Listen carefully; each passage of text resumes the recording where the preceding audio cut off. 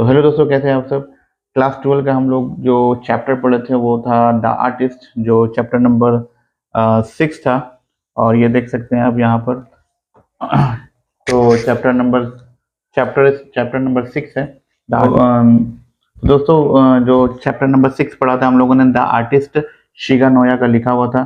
तो इसमें जो बात कही गई उसका थोड़ा सा मैं एक समराइज रूप यानी कि समरी के तौर पे मैं बता दूं आपको कि देखिए, पहला क्या था कि शिगा नोया जो है, द आर्टिस्ट जो है वो लिखा गया है शिगा नोया द्वारा। तो शिगा नोया कौन था? वो जापानीज का शॉर्ट स्टोरी राइटर था, यानी कि जापान का। ठीक है, यानी कि जापानीज शॉर्ट स्टोरी राइटर। ठीक है, अब उसका जो है क्या क्या बात कही गई है, तो उसमें जो मेन बात कही गई कि वो एक जो द आर्टिस्ट था, वो जो है द आर्टिस्ट, जो कहानी है वो एक बच्चे की है जो कि जापान में रहता है, जिसका नाम सीबी है। ठीक है, और वो सीबी जो लड़का है वो काफ़ी टैलेंटेड है। और टैलेंटेड इसलिए है क्योंकि यानी कि बहुत ही प्रतिभाशाली लड़का है। और इसलिए क्योंकि जो मतलब राइटर है शिगा नोया ने बताया है कि काफ़ी प्रतिभाशाली लड़का है वो, जापान का है। और वो मेनली क्या है, पैशनेट है, मतलब कि उसको जो है कद्दू खरीदने की आदत थी, यानी गोड है ना, गोड जिसको कद्दू कहते हैं या लौकी कहते हैं, उसको जमा करने की आदत थी। ठीक है, तो उसको कद्दू देख के काफ़ी अच्छा लगता था और हर जगह वो कद्दू देखता था और कद्दू खरीदता था और उसको बड़ा अच्छे से संजो के रखता था। यानी कि कई लड़के या बहुत सारे आदमी को जो है अलग अलग चीज़ संग्रह करने की आदत होती है, यानी कि कलेक्ट करने की आदत होती है। लेकिन यहाँ पर जो सीबी लड़का था वो क्या कलेक्ट करता था? कद्दू, लौकी। तो लौकी को कलेक्ट करता था, उसी के बारे में यहाँ पर कहा गया है। तो अब आगे कहानी में उसने कहा है, मतलब कि शिगा नोया ने बताया है कि वो किस तरह कद्दू देख के काफ़ी खुश हो जाता था। और एक बार क्या हुआ कि वो बीच पे सैर कर रहा था, वो लड़का सीबी। तो बीच पे जो है उसको ये मिला कि जैसे वहाँ पर सैर करते करते उसको एक झोपड़ी से यानी कि हर्ट से एक आदमी निकला हुआ, मतलब निकलता हुआ दिखा, जिसका जो है सर पे बाल नहीं थे। और उसको वो जो खोपड़ी दिखा, यानी कि वो जो आदमी दिखा, वो कैसा दिखा? गोड की तरह दिखा, यानी कि कद्दू के जैसा दिखा। तो वो देख करके वो काफ़ी हैरान रहा और उसने उसके मुंह से भी ये निकला कि व्हाट ए फंटास्टिक गोड इट इज़, यानी कि उसके बारे में तारीफ निकली। लेकिन बाद में उसको समझ में आया कि ये गोड नहीं है, ये लौकी नहीं थी, ये कोई और मतलब इंसान था, जो कि इंसान तो चलता फिरता है। तो इससे उसको ये बात समझ में आई। तो ये बात क्लियर हो गई यहाँ तक। उसके बाद आगे जो बताया जा रहा है कि वो जो लौकी खरीदता था उसमें छेद करता था वो। ठीक है, ऊपर से छेद कर देता था और वहां से सारे बीज को निकाल लेता था। सारे बीज को निकाल के उसको क्या करता था? पॉलिश करता था। और पॉलिश करके जो मतलब कि वहाँ की जो शराब होती है, यानी कि जापानीज की जापान की जो शराब होती है, उससे उसको क्या करता था? पेंट कर देता, पॉलिश कर देता था, ताकि जो है वो काफी दिन तक रह पाए। तो आगे शिगा नोया ने ये बताया है कि उसको जो है शराब से बढ़िया से जो है उसको पॉलिश कर देता था। और टी बैग्स भी यूज करता था, मतलब कि टी यानी कि चाय भी यूज करता था उसको पॉलिश करने के लिए, ताकि जो है उसका स्मेल चला जाए। उसके बाद आगे बताया गया है कि जो जब भी वो किराने के दुकान से गुजरता था, तो वहां पर भी वो जो है क्या करता था कि लौकी को अगर लौकी, मतलब कि ज्यादातर वो क्या करता था कि किराने के दुकान से गुजरता था और सब्जी के दुकान से गुजरता था जहां पर लौकी मिलती थी। वो लौकी को निहारता रहता था और मतलब कि उसके बारे में तारीफ करता था और देखने के लिए बड़ा लालायित रहता था कि लौकी कहीं से दिख जाए उसको। तो ये सारी चीज़ जो है उसने लिखी है। उसके बाद आगे राइटर कहता है कि जब भी वो स्कूल जाता था, तो स्कूल जाने से पहले जो है वो लौकी को जो है, पहले तो रात भर वो क्या करता था, लौकी को मतलब कि अच्छे से पॉलिश वगैरह करके और उसके बाद कपड़े में लपेट देता था और उसके बाद एक टीन में रख देता था। और चारकोल का एक बोरसी टाइप था, उसमें भी उसको अच्छे से रख देता था। और उसके बाद फिर सुबह उठता था, फिर उसको निकाल के देखता था, निहारता था, फिर क्या करता था, फिर स्कूल चला जाता था। फिर दिन भर यानी खेलता वगैरह नहीं था, वो सिर्फ कद्दू के पीछे लगा रहता था। तो ये कहानी में ये बात कही गई है। ठीक है, और आगे आगे आगे हम लोग देखते हैं कि इसमें क्या कह रहा है। तो देखिए आगे का स्टेंजा, यानी कि हम लोग जो है पढ़ लिए थे वहाँ लगभग में 3 प्लेस तक पढ़ लिए थे। हाँ, 3 स्टेंजा। देखिए यहाँ तक हम लोग का पढ़ाई हो गया था, प्रेजिंग द प्रीसियस फ्रूट। ठीक है, अब आगे देखते हैं हम लोग यहाँ 4 से स्टार्ट करते हैं, यहाँ 4 दिख रहा है आपको। चलिए, तो पैराग्राफ 4 में क्या बोलता है देखिए, CB was 12 years old and still at primary school. After class, instead of playing with the other children, he usually wandered about the town looking for the goat.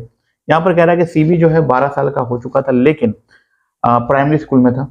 After class, class के बाद जो है बच्चों के साथ ना खेलते हुए वो क्या कहाँ चला जाता था, टाउन चला जाता था, यानी शहर चला जाता था। अब वहां जाकर के क्या दिखता था वो, मतलब कि वहां जाकर गोड यानी कि वही लौकी की तलाश में वो वहां घूमता फिरता था। फिर इवनिंग में यानी कि शाम में वो जो है अपने रूम में बैठता था। He would sit cross legged in the corner of the living room. Sit cross leg यानी कि पैर पे पैर चढ़ा के बैठता था लिविंग रूम में अपने, और अपने मतलब कि उसको working on his newly acquired fruit, और उस पर काम करता था, कद्दू पे ही काम करता था। When he had finished treating it, he poured in a little sake, inserted a cork stopper which he had fashioned himself. और जो है जब खत्म हो जाता था काम तो वो उसको डुबा देता था। सेक, यहाँ पर सेक एक वर्ड आ रहा है, ठीक है। सेक का मतलब वही है, जापानी शराब है।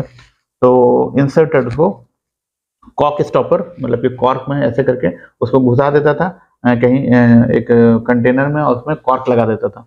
विच ही हैड फैशन, जो उसने खुद बनाया था। Wrapped it in towel, wrapped it in towel, ये देखिए रैप मतलब होता है यहाँ पर लपेटना, टॉवल में लपेटना।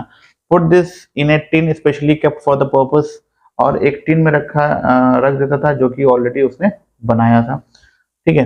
Finally place the whole thing in a charcoal, और लास्ट में सारे चीज को उठा के वो चारकोल यानी कि कोयले वाले जगह पे रख देता था।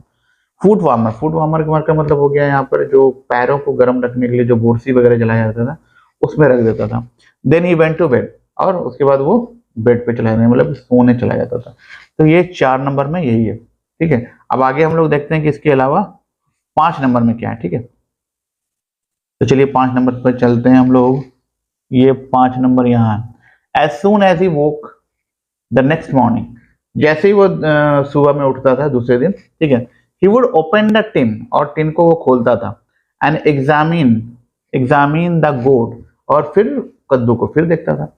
मतलब जिसका पैशन हो जाता है कोई चीज, यानी कि जिसको कोई चीज की लत लग जाती है, या कह सकते हैं कि उसका जो है मतलब कोई चीज उसको अच्छा लगने लगता है, तो दिन रात उसके बारे में सोचता है। तो ये दिन रात पढ़ाई लिखाई के अलावा किसके बारे में सोचता था, कद्दू के बारे में सोचता था, ठीक है। The skin would be thoroughly dam from the overnight treatment, तो वही बता रहा है कि द स्किन, उसका जो स्किन था यानी कि उसका जो ऊपरी परत था वो डैम्प हो जाता था, गीला हो जाता था। फ्रॉम द ओवरनाइट ट्रीटमेंट, वो जो रात भर रख देता था उसको, उसके वजह से वो गीला हो जाता था। किसमें रखता था वो, शराब में लपेट करके रख देता था।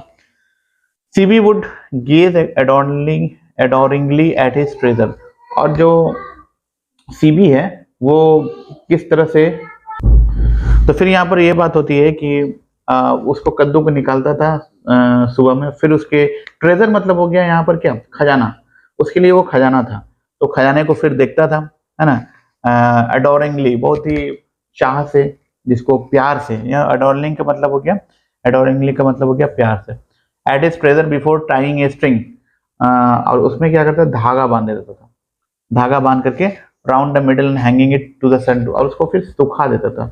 ज्यादातर देखिएगा अब जो कद्दू वगैरह होता है उसको क्या किया जाता है, सुखा दिया जाता है, अगर उसको रखना होता है तो, क्योंकि गीला रहेगा तो वो तो सड़ जाएगा, ठीक है। Then he set out for school, फिर वो स्कूल चला जाता था। यहाँ तक क्लियर। 6 में आते हैं हम लोग। C B lived in a harbour town, C B कहाँ रहता था, हार्बर टाउन। हार्बर टाउन मतलब हो गया समुद्र के किनारे वाला, हार्बर होता है जहाँ पर नाव वगैरह आकर के रुकती है, तो समुद्र का किनारा होता है। Although it was officially a city, लेकिन चूंकि वो सिटी था, मतलब शहर था, one could walk from one end to the other in a matter of 20 minutes. City था, सिटी बड़ा होता है, लेकिन यहाँ पर क्या है कि वो 20 मिनट के अंदर में एक छोर से दूसरे छोर पे जा सकता था। C B was always wandering about the streets, C B जो है हमेशा जो स्ट्रीट्स है, चौराहे हैं, गली हैं, तो वहां पर वो क्या करता था, वंडर का मतलब होता है कि भटकना, है ना। वंडर का क्या मतलब हो गया, भटकना, तो भटकता रहता था, ठीक है। And had come to know every place that sold goats, और सारी जगह पे को जानता था जहां पर कद्दू मिलता है। And to recognise almost every gourd on the market, और सारे कद्दू को वो पहचानता भी था, मार्केट में जो जो कद्दू था सारे कद्दू को वो पहचानता था। तो यहाँ पर यही बात लिखी हुई है 6 में। चलिए आगे बढ़ते हैं हम लोग। यहाँ तक उम्मीद है समझ में आ रहा होगा। अगर आप लोग किसी में डाउट रहे कोई पैराग्राफ में तो जरूर कमेंट्स करके लिखिएगा कि इस पैराग्राफ में मुझे डाउट है, इसको फिर से पढ़ाइए, तो फिर से उसको हम कोशिश करेंगे देखने का। हालांकि ज़्यादा कुछ नहीं है, कहानी है जो कि काफ़ी सरल भाषा में लिखा हुआ है, कुछ खास इसमें नहीं है। ठीक है, आगे देखते हैं। 7 पैराग्राफ में आज हम लोग 7 तक करेंगे। He did not care about the old gnarled peculiarly formed goats। तो दोस्तों लास्ट जो 7 पैराग्राफ में है यहाँ पर देखिए, वो ये लिखा हुआ है 7 नंबर देखिए, He did not care much about the old gnarled peculiarly formed goats। तो वो जो है ज्यादा चिंता नहीं करता था कि किस तरह का गोड़, मतलब पुराना नोकीला, ठीक है ना, और पुराना नोकीला जो कद्दू होता था उससे उसको मतलब नहीं था कि ये किस तरह का है। ठीक है, जो कि ज्यादा जो संग्रहकर्ताओं यानी कलेक्टर्स के लिए जो है वो मतलब अच्छा होता था। लेकिन वो क्या करता था, the type that appeal to C B, जो उसको आकर्षित करता था, अपील यहाँ पर आकर्षित करता था सीबी को, वाज इवन एंड सिमेट्रिकल, मतलब बराबर से जो कद्दू हो, बढ़िया से, मतलब कि शेप जो हो एकदम अच्छा बराबर हो, है ना, अच्छे तरीके से शेप हो। टेढ़ा बोका नोकीला जो है वैसा कुछ उसको शेप पसंद नहीं करता था। ठीक है, उसको बराबरी वाला अच्छा कद्दू जो है खूबसूरत हो, देखने में अच्छा दिखे, वैसा उसको कद्दू उसको अच्छा लगता था। तो यहाँ तक जो है हम लोग पढ़ लिए सिमेट्रिकल तक। ठीक है, ये हम लोग का 7वां जो है जो पैराग्राफ है वो वहाँ तक पढ़े। तो इसमें बात समझ में ये आ रही है कि जो है किस तरह का वो कद्दू पसंद करता था, कहाँ रहता था, ये सारी बात, और सीबी जो है क्या कलेक्ट करता था, किस तरह से कद्दू के बारे में उसको पैशन था, कद्दू के बारे में वो ज़्यादा सोचता था। तो ये सारी बात जो है यहाँ तक क्लियर हुई। तो दोस्तों आपको ये समझ में आ रहा है कि नहीं आ रहा है? जिसको नहीं आ रहा है वो कोशिश करें कि एक बार नहीं दोबारा वीडियो देखें, क्योंकि वीडियो को शांति पे कहीं पर बैठ करके सुनिएगा तभी समझ में आएगा। आप सोचिएगा शोरगुल में इसको जा करके हम सुने और समझ लें तो बहुत मुश्किल है, क्योंकि उसके लिए हेडफोन लगाना पड़ता है आपको, क्योंकि बातें जो बताई जा रही है वो इससे रिलेटेड है। अब इससे रिलेटेड आपको अगर पढ़ना है, समझना है, तो आपको थोड़ा शांति से बैठना पड़ेगा किसी जगह पे। तो अगर आपको अच्छा मार्क्स लाना है तो इसको समझना, कहानी को समझना जरूरी है, क्योंकि क्वेश्चन कहीं से भी पूछ सकता है। वैसे मैं आपको एक समरी टाइप का जो है क्वेश्चन आंसर कराऊंगा, जिसमें कहीं पर भी क्वेश्चन, कहीं से भी क्वेश्चन पूछे उसको आप लिख सकते हैं। लेकिन जिनको अच्छा मार्क्स लाना है, 90+ मार्क्स लाना है इंग्लिश में, उनको कहानी को समझ के पढ़ें तो ज़्यादा बेहतर होगा। तो बार बार हम एक ही चीज़ को समझा रहे हैं, तो कोशिश कीजिए कि वीडियो अगर एक बार समझ में नहीं आया तो दोबारा देखें, लेकिन शांति जगह पर बैठ के देखें, किसी रूम में। जैसे वीडियो हम बना रहे हैं तो किसी रूम में बना रहे हैं, शांति है पूरी तरह से, कहीं पर पूरा पीस है जिससे आपको समझ में आएगा। तो अगर एक ही बात को आपको समझना है तो आप कोशिश कीजिए कि इसको अपने या तो कान में हेडफोन लगा के सुनिए, या तो कहीं शांति जगह पे सुनिए। तो उम्मीद करते हैं कि आपको सारा पैराग्राफ समझ में आ गया होगा। आज जो मैंने लगभग में 4 से लिया था, ठीक है, 4 से 7, ठीक है, 4 से 7 हम लोगों ने कवर कर लिया है। छोटा वीडियो बना रहे हैं ताकि आपको समझ में ज़्यादा है, छोटे छोटे पार्ट में तोड़ रहे हैं, और उम्मीद करते हैं कि आपको लाइक ज़रूर कीजिएगा। तो मिलते हैं अगले वीडियो में, अगला यानी कि 8 पॉइंट के बाद से, ठीक है। तब तक के लिए टेक केयर, बाय बाय।